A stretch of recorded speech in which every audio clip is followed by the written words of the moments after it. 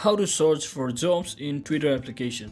So hello guys, welcome back to my YouTube channel. In this quick tutorial I'll be showing you how you can easily search for jobs in the Twitter application.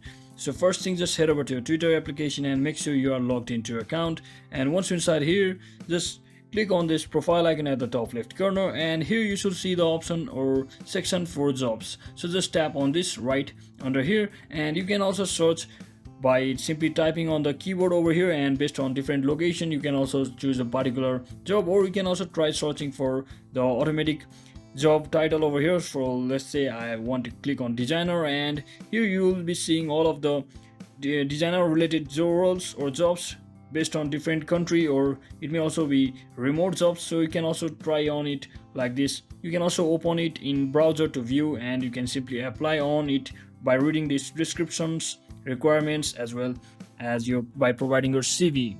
So that's it for today guys. I hope this video was helpful. If it was, don't forget to like and subscribe to the channel. See you on the next one.